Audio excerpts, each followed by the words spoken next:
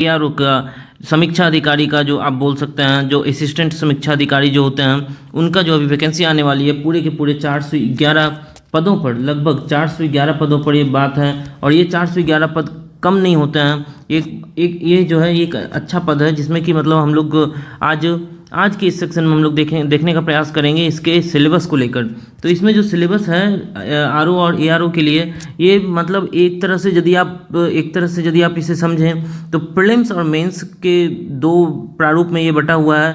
और ये एक ऐसा एग्जाम है जिसमें कि आप ये जानेंगे कि प्रीलिम्स में जो सिलेबस है लगभग वही सिलेबस मेंस में है। तो इससे सुनहरा अवसर और मिल नहीं सकता है। इसमें आप प्रीलिम्स की जो तैयारी कर रहे हैं वो लगभग एक तरह से मेंस की भी तैयारी कर रहे हैं, और इस तरह से आप इस एग्ज़ाम को क्लियर करने के हर आसार को देखते हुए इस सिलेबस को हम लोग जो है एनालाइज करेंगे और देखेंगे कि कौन कौन से टॉपिक हैं जो मोस्ट इंपॉर्टेंट है, और कहाँ से हैं जहाँ से सबसे ज़्यादा प्रश्न उठते हैं, जहाँ से सबसे ज़्यादा प्रश्न बनते हैं। और उस टॉपिक को हम लोग फिर से एक एनालाइज करके हम लोग देखेंगे कि हाँ किस तरह से आप ज़्यादा से ज़्यादा मार्क्स जो है प्रीलिम्स और मेंस दोनों में गेन कर सकते हैं। तो इससे अच्छा सुनहरा अवसर अब आप लोगों को नहीं मिलेगा। ये आज ही नोटिफिकेशन इसका आने वाला है, और कल एक शॉर्ट नोटिस दे दिया गया था यूपीपीएससी के द्वारा, उत्तर प्रदेश लोक सेवा आयोग के द्वारा, जिसमें कि हम लोगों ने देखा था कि 411 पदों के लिए था और लगभग ये बढ़ भी सकती है। तो इसलिए आप लोग अब लग जाइए, रेस एक तगड़ा होने वाला है। इसमें बहुत सारे विद्यार्थी जो मतलब कि 2021 में वैकेंसी आई थी, और 2021 में वैकेंसी आने के बाद ये प्रक्रिया पूरी की पूरी ख़त्म हुई। और ये जो एक जॉब है समीक्षा अधिकारी का, ये बहुत ही रिस्पेक्टेबल जॉब है, और बहुत ही मतलब आपको और ना ही ओवर टाइम करने की ज़रूरत पड़ती है। मतलब एक अनूठा सा जॉब है, अच्छा सा जॉब है। तो चलिए हम लोग देख लेते हैं ये जो आरओ है और एआरओ का सिलेबस है। तो यहाँ पर जो दिया हुआ है आप देखिएगा कि परीक्षा योजना और प्रारंभिक परीक्षा हेतु पाठ्यक्रम क्या क्या है, उसमें हम लोग देखेंगे। तो देखिए पहले तो है इसमें जो है पहला जो प्रीलिम्स का जो एग्ज़ाम्स है उसमें उसका भी जो है दो पार्ट है। एक है कि आपका जनरल नॉलेज, ठीक है, जनरल नॉलेज है, सामान्य अध्ययन, ठीक है, और जिसमें जीएस आप बोल सकते हैं, ये ऑब्जेक्टिव टाइप का है। और दूसरा जो है इसमें सामान्य हिंदी है, प्रारंभिक परीक्षा, ये भी ऑब्जेक्टिव टाइप का है, सामान्य शब्द ज्ञान और व्याकरण। तो ये जो है ये 60 मार्क्स का है, और ऊपर आपने देखा था 140 मार्क्स का था, ठीक है, 140 मार्क्स और 160 मार्क्स। तो टोटल जो प्रीलिम्स के जो अंक हो गए वो हो गए हैं 200, ठीक है, 140 और आपका 60, ये जो हो गए हैं ये टोटल हो गए हैं 200 मार्क्स के। और एक बात बता दूं कि यदि आपने हिंदी का ये जो दूसरा वाला पत्र है, ठीक है, ये यदि आपने अच्छे से पढ़ लिया तो इसमें आपको कोई नहीं रोकेगा। लगभग मान लीजिए 50 से 55 लाने में हर लोगों का लगभग जो है ये 50 से 55, 50 से 55 मार्क्स आ ही जाते हैं। तो इससे आप निश्चिंत रहिए। जो भी मान लीजिए कि क्लियर करने वाले बच्चे हैं, जो भी क्लियर करने वाले अभ्यर्थी हैं, वो लगभग इस सामान्य अध्ययन में ही लगने वाले हैं। तो चलिए देख लेते हैं हम लोग कि सामान्य अध्ययन में कौन कौन से सिलेबस हैं और कौन कौन सा टॉपिक है जो कि हमें और भी एग्ज़ाम्स में मदद करता है तैयारी करने के लिए। तो इसमें जो है देखिएगा आप कि 2 घंटे का समय मिला हुआ है, ये तो पहले बताया हुआ मैंने, और पूरे के पूरे 140 मार्क्स के ये हैं।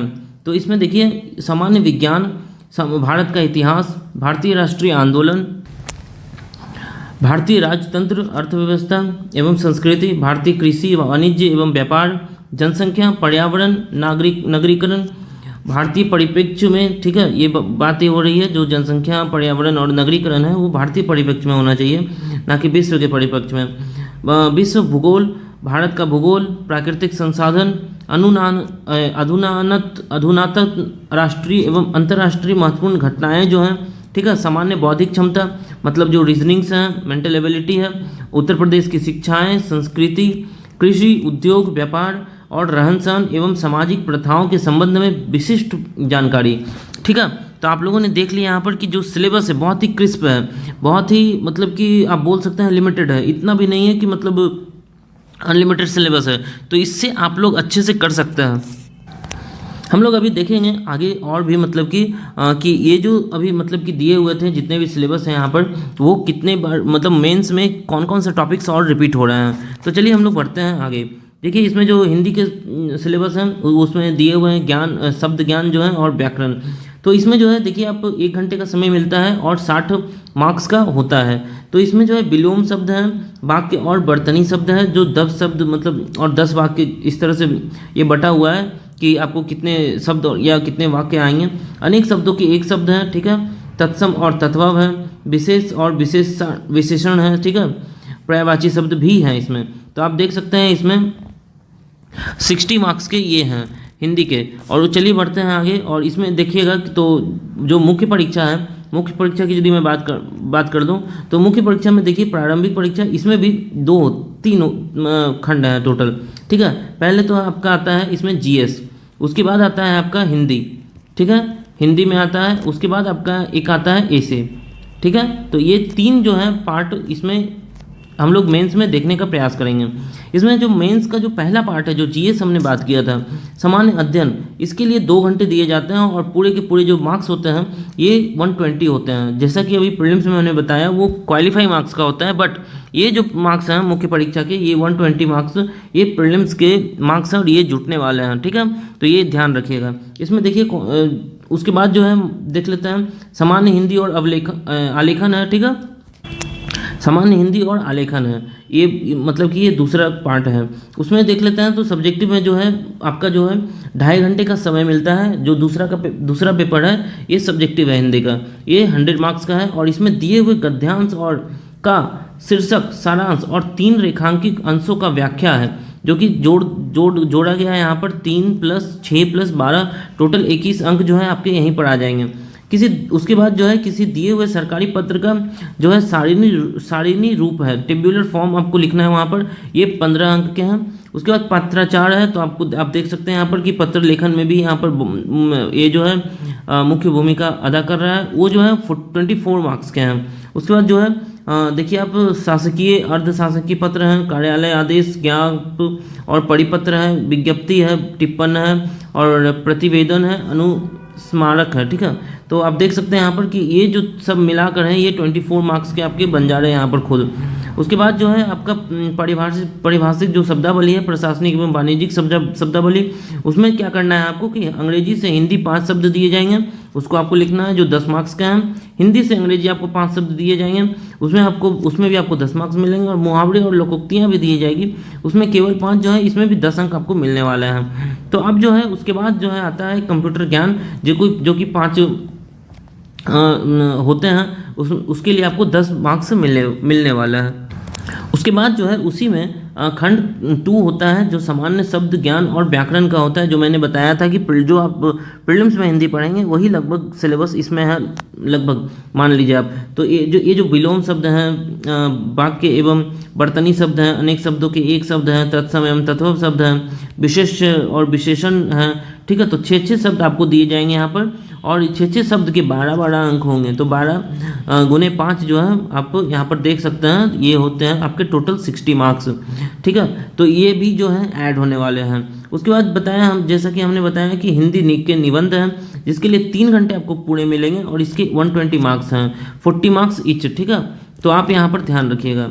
इसमें इस प्रश्न पत्र में जो है 3 प्रश्न होंगे, मतलब कि आप एक तरह से मान लीजिए तो एवरेज 1 आवर आपको मिल रहा है, जिसमें कि मतलब कि क ख ग का चयन करते हुए दी गई शब्द सीमा में आपको मतलब कि निबंध लिखना है। मान ली पहला जो है वो उसका टॉपिक भी दिया हुआ है, साहित्य और संस्कृति का होगा, जिसकी शब्द सीमा 600 शब्द की होगी और इसके लिए 40 मार्क्स आपको मिलेंगे। उसमें भी मतलब कि एक सामाजिक क्षेत्र है, राजनीतिक क्षेत्र है। तो आपको ये जो तीन टॉपिक दिख रहा है, इसी में से मतलब कि आपको आने वाले हैं प्रश्न। उसके बाद जो दूसरा है, इसमें विज्ञान, पर्यावरण, प्रौद्योगिकी है, इसमें 600 शब्द में लिखना है। आर्थिक क्षेत्र है, कृषि और व्यापार है, ठीक है। तो ये भी यहाँ जो 3 टॉपिक हैं, इसके लिए भी आपको 40 मार्क्स मिलेंगे। मतलब इसी में से एक प्रश्न एक निबंध पूछा जाएगा और उस निबंध को आपको लिखना है। उसके बाद जो है राष्ट्रीय और अंतर्राष्ट्रीय घटनाएं हैं, ये समसामयिकी पर टोटल मतलब बेस्ड है, करंट अफेयर पर, जिसमें कि भी 600 शब्द होंगे। प्राकृतिक आपदाएं हैं, यहाँ पर डिजास्टर मैनेजमेंट का जो मतलब कि पोर्शन होता है, भूस्खलन, चक्रवात, भूकंप, बाढ़, सूखा इत्यादि। और राष्ट्रीय विकास जो योजनाएं हैं, जितने भी योजनाएं हैं, उसके लिए भी आपको निबंध लिखने पड़ेंगे। तो ये 3 टॉपिक मिलाकर एक निबंध आपको बताया जाएगा। टोटल जो है आपको मतलब कि जो मेन मार्क्स हैं मेंस के लिए वो 120 प्लस 160 प्लस 120, ठीक है। तो यहाँ पर जो है टोटल मार्क्स हो गया आपका 400 का। तो आप देख सकते हैं कि यहाँ पर 400 और प्रीलिम्स में 200 का पूछा जा रहा है। यहाँ तक ही ये मतलब कि सिलेबस का डिस्कशन करना था।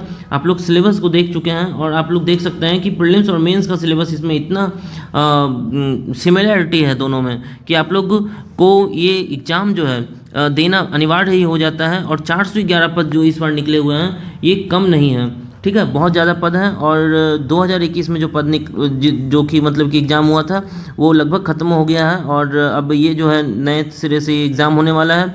और आप लोग अब लग जाइए क्योंकि ये जो एग्ज़ाम है ये अब लगभग आप मान सकते हैं तो जनवरी एंड में या फरवरी में जो है इसका एग्ज़ाम होने वाला है पक्का। मतलब ये इसका है तो अब से ज़्यादा समय नहीं हुआ है, लगभग मतलब कि मान लीजिए आप सब मिलाकर 100 डेज़ बचे हुए हैं, ठीक है। तो आप लोग अब लग जाइए इसमें। चलिए मिलते हैं अगले वीडियो में, धन्यवाद।